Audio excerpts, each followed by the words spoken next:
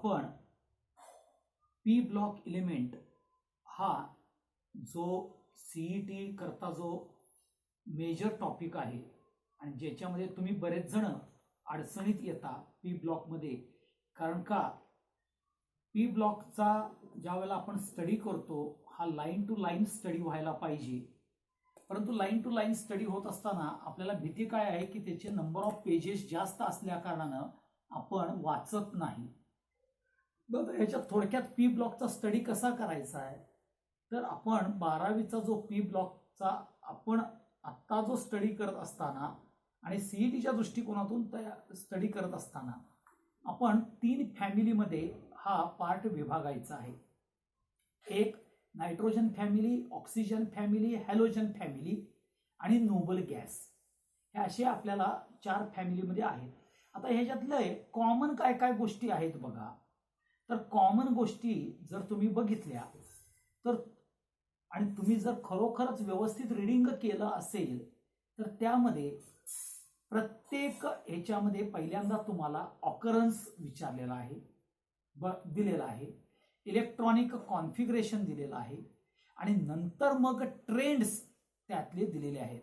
आता ट्रेंड्स कुठले, तर atomic size, okay, ionization potential, electron gain enthalpy, electronegativity, metallic character, melting point and boiling point, allotropes, oxidation state, anomalous behaviour, हे आपल्याला periodic टेबलचे हे periodic प्रॉपर्टीचे trends आहेत.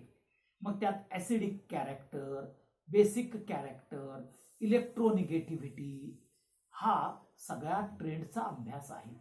मग जर तुम्ही हे ट्रेंड बघितले तर तुम्हाला नायट्रोजन फॅमिलीला, ऑक्सिजन फॅमिली आणखीन हॅलोजन फॅमिलीला सिमिलॅरिटीज काय येतात ते आपण बघूया. ॲनामोलस बिहेवियर म्हणजे काय हे सुद्धा आपण बघूया त्याच्यामध्ये. आता त्याच्यानंतर दुसरा जो पार्ट येतो तो येतो की hydrides of, particularly hydrides of nitrogen family, hydrides of oxygen family आणि हायड्राइड्स ऑफ हॅलोजन फॅमिली.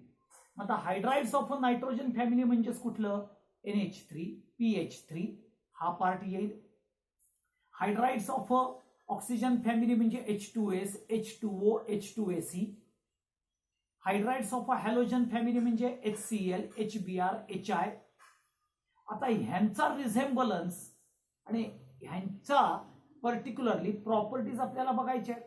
मग त्या प्रॉपर्टीज कुठल्या आहेत, तर पहिल्यांदा त्यांची थर्मल स्टॅबिलिटी, बेसिक कॅरेक्टर किंवा ऍसिडिक कॅरेक्टर, त्यांचे रिड्युसिंग कॅरेक्टर काय आहे, त्या रिड्युसिंग कॅरेक्टर नंतर आपल्याला त्याचं मेल्टिंग पॉइंट आणि बॉइलिंग पॉइंट काय आहे, ओके, त्याच्यानंतर आपल्याला त्याची सोल्युबिलिटी काय आहे. मग इथं आपण ज्या वेळेला solubility, reducing character, okay, bond angle, bond length हे जे बघतो आपल्याला हायड्राइड्स ऑफ नायट्रोजन, ऑक्सिजन आणि हॅलोजन फॅमिलीमध्ये, इथं लक्षात घ्या राजांनो की आपल्याला इथं इन्क्रीजिंग आणि डिक्रीजिंग ऑर्डर ह्या महत्वाच्या येतात आणि हाच प्रश्न महत्वाचा विचारला जातो. आता पहिली सुरुवात करताना आपण बोर्डवरती मी जे कॅरेक्टर्स दिलेले आहेत ते कॅरेक्टर्स फक्त पहिल्यांदा बघून घ्या, ओके. आता त्या बोर्ड्सच्या कॅरेक्टर्स वरती मी बघा इकडं occurrence, electronic configuration, atomic radius, ionization enthalpy, metallic character, density, melting point and boiling point, allotrope आणि कंडक्टिव्हिटी लिहिलेली आहे. आणि पुढं तिकडं oxidation state, acid and basic nature of particularly acidic and basic character of oxo acids and hydrides आणि शेवटचा part दिलेला आहे ॲनामोलस बिहेवियर. आणि त्याच्या खालती आपल्याला particularly ionisation potential, electron affinity आणि इलेक्ट्रॉन निगेटिव्हिटी, ओके, ह्याच्यामध्ये आपल्याला महत्वाचे कॅरेक्टर्स काय येतील हे आपण बघायचे राहिलेले आहेत. आता इलेक्ट्रॉन अफिनिटी हे सुद्धा लक्षात घ्या, पर्टिक्युलरली इलेक्ट्रोनिगेटिव्हिटी आणि इलेक्ट्रॉन ॲफिनिटी हे सुद्धा दोन्हीही आपल्याला पिरियॉडिक प्रॉपर्टीचेच पार्ट येणार आहेत, हे लक्षात घ्या. मग आपण ओव्हरऑल ट्रेंड्स पहिल्यांदा बघून घेऊया. आता पिरियॉडिक प्रॉपर्टीज मध्ये ओव्हरऑल ट्रेंड्स काय सांगितलेले आहेत बघा. हा तुम्ही आता ऑकरन्सेस, आता ऑकरन्सेस हे तुम्ही वाचू शकता का नाही रे? तर ह्या ऑकरन्सेस मध्ये जर तुम्ही बघितलं तर ऑकरन्सेस काय आहे की nitrogen is a most abundant element. Okay, it's also occur in a Chile saltpetre, हे तुम्हाला बघायला मिळेल. मग फॉस्फरसचा ऑकरन्सेस बघायला पाहिजे आपल्याला. ओके, त्याच्यानंतर त्या पर्टिक्युलरली आपल्याला आर्सेनिकचा ऑकरन्स, बिस्मथचा ऑकरन्स हे तुम्ही वाचू शकता. आता हे वाचायला तुम्ही जर तुमचं बोर्डाचं जर पुस्तक घेतलं तर त्या बोर्डाच्या पुस्तकामध्ये इथं आपल्याला ऑकरन्सेस दिलेले आहेत. मग arsenic, antimony, bismuth they are commonly occurred in sulphide minerals. Phosphorus occurred in apatite family म्हणजेच calcium phosphate. Okay, calcium fluoro apatite, अशा पद्धतीनं आपल्याला त्याचा ऑकरन्सेस बघायला मिळेल. त्याच्यानंतर पुढचा जो पार्ट येतो ज्याला आपण इलेक्ट्रॉनिक कॉन्फिगरेशन म्हणतो. आता इलेक्ट्रॉनिक कॉन्फिगरेशन मध्ये नायट्रोजन फॅमिलीचा काय येणार आहे? NS2 NP3 हा जनरल इलेक्ट्रॉनिक कॉन्फिगरेशन येईल. मग नायट्रोजनचा जर तुम्ही बघितला तर NS2 NP3 म्हणजेच 2s2 आणि 2p3 येईल. ओके, म्हणजेच हेलियम ब्रॅकेटमध्ये घेतला तर 2s2 आणि 2p3 येईल. जर फॉस्फरस घेतला तर निऑन ब्रॅकेटमध्ये टाकायला लागेल तुम्हाला आणि 3s2 आणि 3p3 आहे बघा. त्याच्यानंतर आर्सेनिक आहे, आर्गॉन 3d10 4s2 आणि 4p3 येईल. पुढे क्रिप्टॉन येईल, म्हणजेच तुम्हाला इलेक्ट्रॉनिक कॉन्फिगरेशन पण लिहिता येईल, हे लक्षात ठेवा. मग मला सगळ्यात महत्वाचे जे ट्रेंड्स आहेत हे कॉमन ट्रेंड्स कसे बघतात हे लक्षात घ्या. आता तुम्हाला सगळ्यांना माहिती आहे ॲटॉमिक साईज कशी वाढते रे? जर जसा पर्टिक्युलरली आपल्याला ॲटॉमिक नंबर इन्क्रीज होईल आणि ॲटॉमिक नंबर इन्क्रीज होतोय म्हणजेच काय होणार आहे रे? नंबर ऑफ इलेक्ट्रॉन्स वाढणार आहेत. नंबर ऑफ इलेक्ट्रॉन्स वाढणार आहेत म्हणजेच नंबर ऑफ शेल्स वाढतील. आणि म्हणून पहिला ट्रेंड जर तुम्ही बघितला तर 11वीला असताना सांगितलं होतं रिगार्डिंग द ॲटॉमिक साईज. आता ॲटॉमिक साईजचा ट्रेंड काय येईल?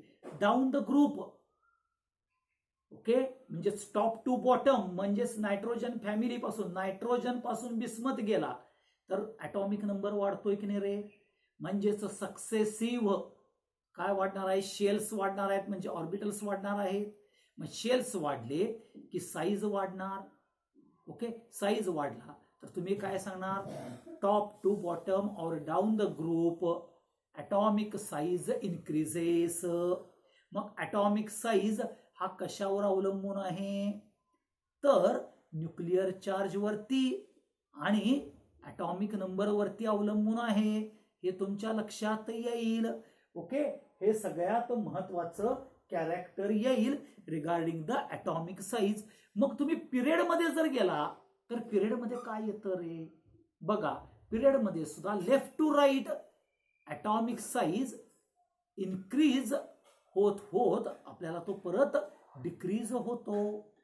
ओके, हे लक्षात ठेवा. म्हणजे इरेग्युलर आहे कॅरेक्टर ॲटॉमिक साईजचं. का? तर तुम्ही इरेग्युलर साईज यायचं कारण ह्याच्यामध्ये जर तुम्ही पिरियॉडिक टेबल्सच्या कुठल्या पर्टिक्युलर 11वीच्या पार्टमध्ये जर बघितला तर आपल्याला साईज हा ऍक्च्युली ॲटॉमिक नंबर वाढणार आहे लेफ्ट टू राईट जात असताना, परंतु आपल्याला सेम ऑर्बिटमध्येच इलेक्ट्रॉन्सचं प्लेसमेंट होतं. ओके, म्हणजे आता लिथियम आणि बेरिलियम घ्या. आता लिथियमचा ॲटॉमिक नंबर आहे 3 आणि बेरिलियमचा आहे 4. मग ॲटॉमिक नंबर प्रमाणे जर आपण मग अशी काय म्हणतो, as atomic number increases atomic size increases. परंतु लिथियमचा जर तुम्ही बघितला 1s2 2s1 आणि बेरिलियमचा काय येतोय 1s2 आणि 2s2 हे इलेक्ट्रॉनिक कॉन्फिगरेशन येतंय. म्हणजे लॉस्ट ऑर्बिट कुठला आहे रे 2 चा येणार आहे 2s आणि इकडे सुद्धा 2s1 म्हणजे सेम ऑर्बिट मध्ये पडला. परंतु न्यूक्लिअर चार्ज वाढला ना रे इफेक्टिव्ह न्यूक्लिअर चार्ज. आणि म्हणून इफेक्टिव्ह न्यूक्लिअर चार्ज वाढल्यामुळं आपल्याला साईज इन्क्रीज व्हायच्या ऐवजी साईज डिक्रीज होतो आणि म्हणून आपल्याला इररेग्युलॅरिटी बघायला मिळते. आणि म्हणून डाऊन द ग्रुप जसा साईज वाढतो तसा इथं काय होतो की आपल्याला size particularly left to right size हा इररेग्युलर इन्क्रीज और डिक्रीज आपल्याला बघायला मिळतो. हे लक्षात ठेवा. हा सगळ्यात महत्वाचा पार्ट आहे. म्हणजेच जर तुम्ही ॲटॉमिक साईजचं व्हेरिएशन्स हे जर तुम्ही बघितला तर ॲटॉमिक साईज ही तुम्हाला बघायला मिळेल. त्यामध्ये व्हेरिएशन्स काय येईल इन पिरियड मध्ये from moving left to right atomic radius decreases with increase in atomic number because nuclear charge increases. Nuclear charge increase होतो म्हणून ॲटॉमिक रेडियस डिक्रीज होते फ्रॉम लेफ्ट टू राईट. त्यामध्ये परत हिकअप्स हे येऊ शकतात. म्हणजेच न्यूक्लिअर चार्ज जरी वाढला असेल तरी त्यामध्ये पुन्हा स्क्रीनिंग इफेक्ट शिल्डिंग इफेक्ट हे कॅरेक्टर बघायला मिळतं. परंतु ग्रुपमध्ये काय बघायला मिळतं रे ॲटॉमिक रेडियस आणि ॲटॉमिक साईज हा डाऊन द ग्रुप म्हणजे टॉप टू बॉटम ह्याच्यामध्ये काय होतं ॲटॉमिक रेडियस आणि ॲटॉमिक किंवा ॲटॉमिक साईज हा इन्क्रीज होत जातो. हे लक्षात ठेवा. डाऊन द ग्रुप कारण का न्यूक्लिअर चार्ज हा कमी होतो आणि म्हणून आपल्याला महत्वाचे पार्ट ॲटॉमिक साईज मध्ये बघायचं आहे. मग आता नायट्रोजन फॅमिलीमध्ये काय येईल राजानो तर नायट्रोजन फॅमिलीमध्ये आपल्याला down the group atomic size काय आहे राजानो atomic size down the group हा इन्क्रीज होतो. हे सगळ्यात महत्वाचा पार्ट येईल. ओके. मग आता त्याच्यानंतर पुढचा पार्ट येतो आयोनायझेशन पोटेन्शियल. आता आयोनायझेशन पोटेन्शियल म्हणजे काय तर आयोनायझेशन पोटेन्शियल म्हणजेच particular energy required to remove the electron from last orbit त्याला आपण आयोनायझेशन पोटेन्शियल म्हणतो. आता आयोनायझेशन पोटेन्शियल आता down the group atomic size वाढत झालेला आहे. म्हणजेच ॲटॉमिक साईज जर वाढत गेला तर न्यूक्लिअर चार्ज बघा हा ॲटॉमिक साईज वाढत गेला तर न्यूक्लिअर चार्ज हा आपल्याला काय होईल ॲटॉमिक साईज हा वाढत जाणार आहे. म्हणजेच न्यूक्लिअर चार्ज हा कमी कमी होत असणार आहे. आणि म्हणून मग तुम्हाला लिहिलंय ionisation potential is inversely proportional to atomic size. जेवढा ॲटॉमिक साईज स्मॉल तेवढा आयोनायझेशन पोटेन्शियल जास्त. जेवढा ॲटॉमिक साईज जास्त तेवढा आयोनायझेशन पोटेन्शियल कमी. Atomic size small ionisation potential जास्त. ॲटॉमिक साईज जास्त आयोनायझेशन पोटेन्शियल कमी. Inversely character. मग डाऊन द ग्रुप आहे. मग डाऊन द ग्रुप नायट्रोजन पासून जर बिस्मथ पर्यंत गेला तर आयोनायझेशन पोटेन्शियल हे कमी कमी होत जातं. हे सगळ्यात महत्वाचं कॅरेक्टर.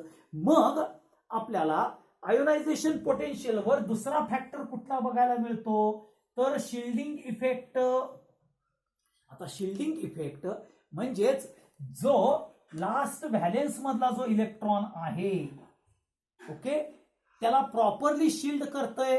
कोण करतय sp_b आणि पुन्हा एस कॅरेक्टर जर आलं तर बघा पर्टिक्युलरली एस ऑर्बिटला स्फेरिकल शेप आहे. तो पी ऑर्बिट मधल्या इलेक्ट्रॉनला प्रोटेक्ट करतो, शिल्ड करतो. कोणापासून? न्यूक्लिअर चार्ज पासून. पी ऑर्बिट डी ऑर्बिट मधल्या करतो इलेक्ट्रॉन्सला. परंतु डी ऑर्बिट काय आहे रे? त्याचा पर्टिक्युलरली पुअर शिल्डिंग इफेक्ट आहे. का? तर डी आणि एफ ऑर्बिट हे आपण डिफ्यूज कॅरेक्टर्स मध्ये बघतो. म्हणजेच इथं जर तुम्ही शिल्डिंग इफेक्ट बघितला, S is more than P, P is more than D and D is more than F. मग डी ऑर्बिट मधला पुअर शिल्डिंग इफेक्ट असल्या कारणानं एस ऑर्बिट मधले इलेक्ट्रॉन्स काय होतात? न्यूक्लियस कडे अट्रॅक्ट होतात. म्हणजेच न्यूक्लिअर चार्ज स्वतःकडे टाईटली होल्ड करून घेतो. आणि टाईटली होल्ड करून घेतल्यामुळं ॲटॉमिक साईज मध्ये किंवा ॲटॉमिक रेडियस मध्ये डिक्रीज बघायला मिळतो. म्हणजेच ionisation potential is inversely proportional to shielding effect. Shielding effect poor, ionisation potential जास्त. शिल्डिंग इफेक्ट स्ट्रॉंग तर आयोनायझेशन पोटेन्शियल कमी. आणि म्हणून जर एस ऑर्बिट जर इलेक्ट्रॉनिक कॉन्फिगरेशन मध्ये असतील तर शिल्डिंग इफेक्ट हे आपल्याला पुअर असतं. आणि डी ऑर्बिटची जर इन्व्हॉल्वमेंट असेल, म्हणून बघा नायट्रोजन टू फॉस्फरस आपल्याला आयोनायझेशन पोटेन्शियलची व्हॅल्यू वाढताना बघायला मिळेल. ओके. परंतु फॉस्फरस नंतर जर तुम्ही बघितलं, ओके, आर्सेनिक मध्ये, स्टिबाइन मध्ये, ओके, ह्या बिस्मथ मध्ये जर बघितलं तर आयोनायझेशन पोटेन्शियल कमी येते. कारण डी ऑर्बिट इन्व्हॉल्व आहे. आणि डी ऑर्बिट इन्व्हॉल्व असल्या कारणानं इथं shielding effect, okay, atomic size, okay, आता शिल्डिंग इफेक्ट पुअर आहे. शिल्डिंग इफेक्ट पुअर, ओके, हे लक्षात ठेवा. म्हणजेच ionisation potential is inversely proportional to shielding effect. Ionisation potential is inversely proportional to atomic size. हे लक्षात ठेवा. ओके. ह्या जेवढ्या गोष्टी तुम्हाला व्यवस्थित येतील त्याच्यावरती कॅरेक्टर्स अवलंबून आहेत. आणि म्हणून मग नायट्रोजन फॅमिलीमध्ये आपल्याला down the group ionisation potential हे कमी कमी होताना बघायला मिळतं. आता सेम तुम्ही अप्लाय करू शकता इलेक्ट्रॉन निगेटिव्हिटीला. आता इलेक्ट्रॉन निगेटिव्हिटी म्हणजेच काय रे? Size to charge ratio. काय येतो? इलेक्ट्रॉन निगेटिव्हिटी म्हणजेच साईज टू चार्ज रेशो. आता साईज टू चार्ज, जेवढा साईज स्मॉल तेवढा चार्ज जास्त. आता चार्ज कोणाचा? इलेक्ट्रॉन्सचा. मग सगळ्यात बघा नायट्रोजन, ऑक्सिजन, फ्लोरीन हे टॉपवरचे आहेत. त्यांचा साईज सगळ्यात स्मॉल आहे. आणि तो साईज जर स्मॉल असेल म्हणजेच त्यांची इलेक्ट्रोनिगेटिव्हिटी ही जास्त असणार आहे. आणि परत इथं electronegativity is inversely proportional to atomic size. Electronegativity directly proportional to nuclear charge and electronegativity is inversely proportional to shielding effect. हे लक्षात ठेवा. म्हणजेच परत ॲटॉमिक साईज वाढला तर इलेक्ट्रोनिगेटिव्हिटी ही कमी येणार. म्हणून डाऊन द ग्रुप नायट्रोजन असू दे, ऑक्सिजन फॅमिली असू दे, हॅलोजन फॅमिली असू दे, साईज वाढतोय म्हणजे इलेक्ट्रोनिगेटिव्हिटी कमी कमी होत जाणार. ओके. म्हणून नायट्रोजनची इलेक्ट्रोनिगेटिव्हिटी जास्त आहे. हे सगळ्यात महत्वाचे कॅरेक्टर्स तुम्हाला बघायला मिळतात. आता जेवढा न्यूक्लिअर चार्ज जास्त तेवढी इलेक्ट्रोनिगेटिव्हिटी जास्त. म्हणून बघा नायट्रोजन मध्ये साईज स्मॉल असल्यामुळं आपल्याला पर्टिक्युलरली इलेक्ट्रोनिगेटिव्हिटी जास्त बघायला मिळते. आणि पर्टिक्युलर शिल्डिंग इफेक्ट. मग बघा आपल्याला नायट्रोजन फॅमिली, नायट्रोजन फॉस्फरस नंतर डी ऑर्बिट इन्व्हॉल्व आहे. म्हणजेच ॲटॉमिक साईज थोडा कमी होतोय. ॲटॉमिक साईज कमी होतोय म्हणून थोडीशी जरा इलेक्ट्रोनिगेटिव्हिटी व्हॅल्यू मध्ये तुम्हाला हिकअप्स बघायला मिळतात. शार्प चेंज बघायला मिळत नाहीत, स्मॉल चेंज बघायला मिळतो. आणि तिथून पुढं इलेक्ट्रोनिगेटिव्हिटी ही स्टेडी इन्क्रीज होत जाते, शार्प इन्क्रीज नाही. Nitrogen to phosphorus ionization potential, electronegativity ह्याच्यामध्ये शार्प इन्क्रीज बघायला मिळालाय. As soon as d orbital is involve in arsenic, okay, तिथं काय होईल? आपल्याला कॉन्ट्रॅक्शन होतं. कारण का? इन्व्हॉल्वमेंट ऑफ डी ऑर्बिट येतं. इन्व्हॉल्वमेंट ऑफ डी ऑर्बिट म्हणजेच पुअर शिल्डिंग. पुअर शिल्डिंग म्हटल्यावरती आपल्याला न्यूक्लिअर चार्जकडे अट्रॅक्ट होणार. न्यूक्लिअर चार्जकडे अट्रॅक्ट म्हटल्यावर थोडासा ॲटॉमिक साईज किंवा ॲटॉमिक रेडियस श्रिंक होणार. म्हणजेच आपल्याला पर्टिक्युलरली जो शार्प इन्क्रीज बघायला मिळतो तो इन्क्रीज न मिळता आपल्याला तिथं particularly exceptional character ionization potential व्हॅल्यूमध्ये, इलेक्ट्रॉन निगेटिव्हिटी व्हॅल्यूमध्ये बघायला मिळते. हे लक्षात ठेवा. ओके. आणि हाच कॅरेक्टर तुम्हाला इलेक्ट्रॉन अफिनिटी करता आणि इलेक्ट्रॉन गेन एन्थाल्पी करता आहे. आता इलेक्ट्रॉन अफिनिटी ती सुद्धा काय आहे? Inversely proportional to atomic size आहे राजानो. जेवढा साईज कमी तेवढी इलेक्ट्रॉन अफिनिटी जास्त. ओके. जेवढा साईज जास्त तेवढी इलेक्ट्रॉन अफिनिटी ही कमी येते राजानो. बघा तुम्ही, कारण इलेक्ट्रॉन अफिनिटी म्हणजे इलेक्ट्रॉन्सला त्याला अट्रॅक्ट करायचं आहे. ओके.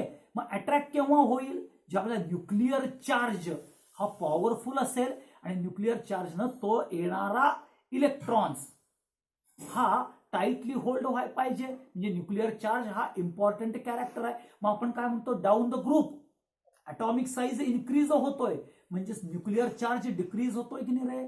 मग न्यूक्लिअर चार्ज डिक्रीज झाला तर येणारा एक्स्ट्रा ऍडेड इलेक्ट्रॉन जर तुम्ही टाकला तर त्याला टाईटली होल्ड होईल का? तर होणार नाही. हे सगळ्यात लक्षात ठेवा. म्हणजेच down the group electron affinity ही कमी कमी होत जाणार आहे. म्हणजे जो आयोनायझेशन पोटेन्शियलचा ट्रेंड आहे तोच तुम्हाला आपल्याला इलेक्ट्रॉन अफिनिटी, इलेक्ट्रॉन निगेटिव्हिटी बघायला मिळतं. मग आता इलेक्ट्रॉन गेन एन्थाल्पी तो सुद्धा ट्रेंड हाच आहे. Electron gain enthalpy is inversely proportional to atomic size. Electron gain enthalpy is inversely proportional to shielding effect. Electron gain enthalpy is directly proportional to nuclear charge. हे ज्या वेळेला characters तुम्ही बघता, आता इलेक्ट्रॉन गेन एन्थाल्पी हे ज्यावेळेला तुम्ही characters बघता राजानो, तर त्या इलेक्ट्रॉन गेन एन्थाल्पी मध्ये सगळ्यात महत्वाचं काय आहे बघा राजानो? इलेक्ट्रॉन गेन एन्थाल्पी किंवा इलेक्ट्रॉन अफिनिटी. आता ह्यामध्ये काय होतं? तर इलेक्ट्रॉन अफिनिटी और इलेक्ट्रॉन गेन एन्थाल्पी म्हणजेच काय? ॲबिलिटी ऑफ अ ॲटम, कुठला तर एक्स्ट्रा ॲटम म्हणजे ॲबिलिटी ऑफ अ ॲटम हा ह्याची capacity to hold additional electron, म्हणजे tendency to accept the electron. आता tendency to accept the electron करत असताना एनर्जी रिलीज होईल and it will be released large. कधी लार्ज होईल? The electron affinity will be हाय. जेवढी इलेक्ट्रॉन अफिनिटी हाय असणार आहे, ओके, त्यावेळेला एनर्जी रिलीज जास्त होणार आहे. हे लक्षात ठेवा. सो इलेक्ट्रॉन गेन एन्थाल्पी ही टर्म यूज केली जाते त्या अफिनिटी कॅरेक्टर करता. So electron gain enthalpy is expressed in enthalpy change. Enthalpy change हे इलेक्ट्रॉन अफिनिटी बघा. हा इलेक्ट्रॉन अफिनिटी म्हणजे इलेक्ट्रॉन ऍड करून घेणार आहे आपण, त्यावेळेला ती एनर्जी रिलीज होणार आहे, म्हणजे एनर्जी चेंज होणार आहे. ती एनर्जी चेंज इलेक्ट्रॉन गेन एन्थाल्पीनं आपल्याला एक्सप्रेस होते. लार्जर, आता हे केव्हा होईल? When electron is added. Electron तुम्ही ज्या वेळेला ऍड करता, ओके, तर larger energy is released. Okay, larger energy is released किंवा ज्यावेळेला त्याला अफिनिटी असेल तेव्हा. म्हणजेच more negative value electron gain एन्थाल्पीची आपल्याला बघायला मिळेल. मग more positive value of electron affinity हे कधी येईल? ओके, तर इलेक्ट्रॉन अफिनिटी ही जर तुम्ही बघितली तर इलेक्ट्रॉन अफिनिटीची व्हॅल्यू ही इलेक्ट्रॉन गेन एन्थाल्पी वरती आहे. हा सगळ्यात महत्वाचा पार्ट आहे. मग लक्षात घ्या, electron affinity increases from left to right. म्हणजेच जसं इलेक्ट्रॉन निगेटिव्हिटी होतं. आता ग्रुपमध्ये काय होतं? आपल्याला आता नायट्रोजन फॉस्फरस ह्याच्या फॅमिलीमध्ये बघायचं आहे ना, तर ग्रुपमध्ये electron affinity decreases from top to bottom, हे लक्षात ठेवा. ओके. आणि म्हणून हिथं आपल्याला जी टेंडन्सी मगाशी सांगितली, इलेक्ट्रॉन अफिनिटी किंवा इलेक्ट्रॉन गेन एन्थाल्पी आपल्याला directly particularly proportional to nuclear charge, inversely proportional to atomic size, inversely proportional to shielding effect बघायला मिळणार आहे. आता इलेक्ट्रॉन अफिनिटीच्या संदर्भात आणखीन एक दोन मी स्टेटमेंट करणार आहे, ते म्हणजेच electron affinity measured. Okay. Electron affinity measure the oxidising power of a element, हे आपल्याला ठरवतं कोण, इलेक्ट्रॉन अफिनिटी.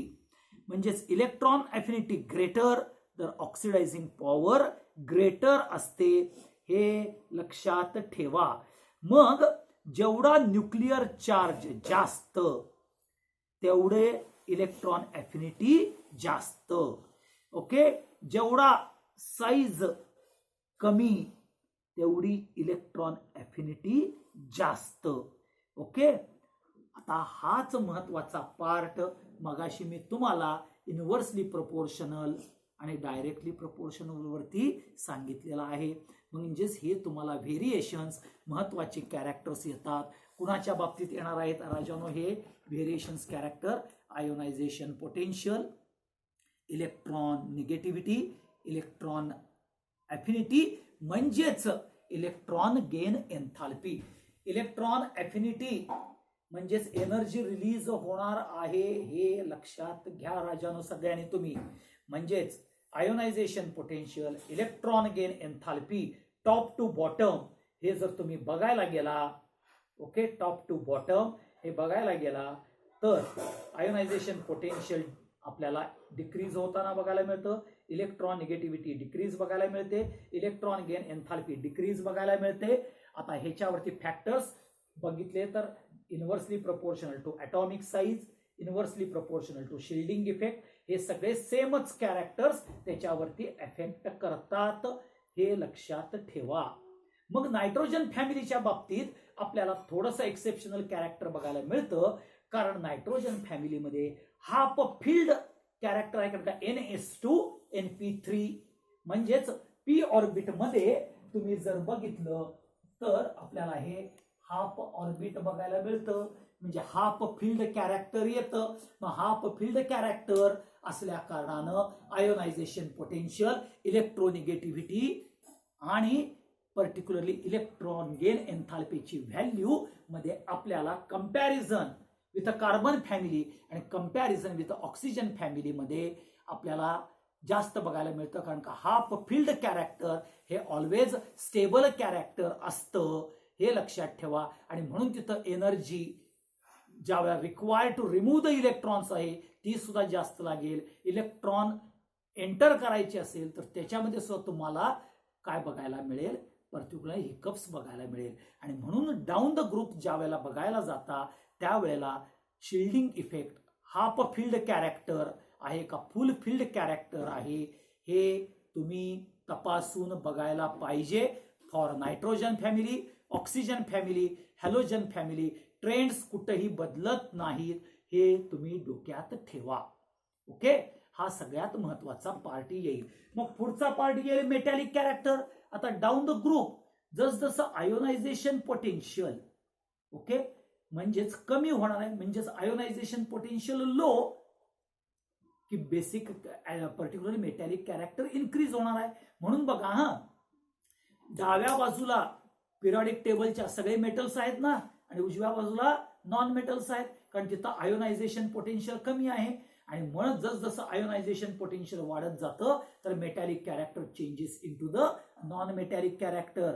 मग डाऊन द ग्रुप काय होतं राजानो, मेटॅलिक कॅरेक्टर वाढतं. मेटॅलिक कॅरेक्टर का वाढतं तर आयोनायझेशन पोटेन्शियल कमी कमी होत जातं, म्हणजे low ionisation potential metallic character जास्त येईल. मग पुढचा डेन्सिटीचा जर तुम्ही पार्ट जर तुम्ही बघितला, आता डेन्सिटीच्या संदर्भात काय येईल, पर्टिक्युलरली पिरियडिक ग्रुपमध्ये ज्यावेळेला डाऊन द ग्रुप जाता त्यावेळेला ॲटॉमिक मास वाढत जातं, ॲटॉमिक मास वाढलं की डेन्सिटी वाढत जाते, हे लक्षात ठेवा.